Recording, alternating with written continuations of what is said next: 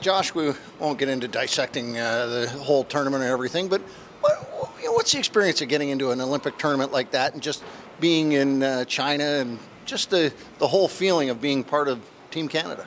It's really cool. I mean, it was an amazing opportunity. I'm really honored to be selected by the Olympic Committee. Obviously it didn't end the way that we wanted it to, and that's unfortunate, but it was a great group of guys, a great experience. It definitely makes you grateful for what you have at home. I mean, I do think it's really cool to see culture around the world so you can appreciate like where you come from and stuff. And there's certain things there that were amazing that I wish we had here, and there's certain things that are here that I wish that they could experience there. And I think that that's one of the beauties of the world.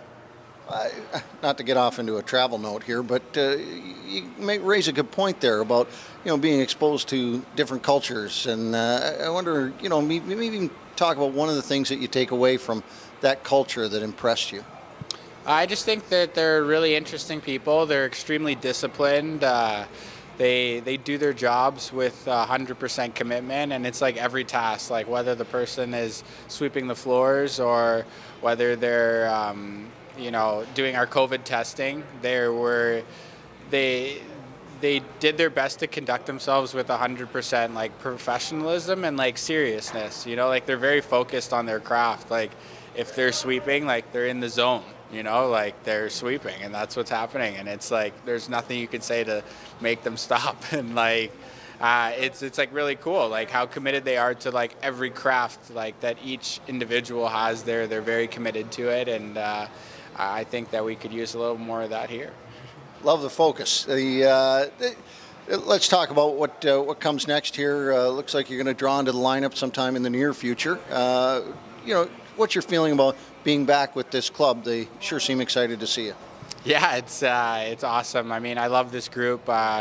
We have a really cool, interesting mix of guys, and I think that makes for a great team. They've been holding down the fort since I've been gone, and so hopefully I come back and we can try and hunt down that first place. Dropping into a contest after coming back, such a huge amount of travel, getting back to game shape and getting back onto the ice. It's been no easy task, has it? No, it's been a lot for me. Like when I came back, I have a really hard time flying, so I was pretty jet lagged when I came back, and the Marlies were kind enough to give me some time to adjust, and then I started skating by myself, and since then it's been good. I'm feeling better and better every day. Got a little skate test in me a couple of days ago, and I passed that, so we'll go from there. Is there any one experience that you can take from the Olympics and sort of bring it here for the rest of this season? Just being able to adapt to like different situations. I mean, the Olympics for a majority of the guys on our team was a lot of adapting, just adapting to the different type of food, the different sleep schedules, just like obviously all coming from different teams, like sort of where you are in like the depth chart, adjusting to that, and just being able to come in and commit. And for us, I think if I can bring that here and just have that remain to stay non-complacent, then I think that I'll have success here. When you look at the rest of the season ahead, what does it look like for you? What would be a good rest of the season? Us winning more than losing.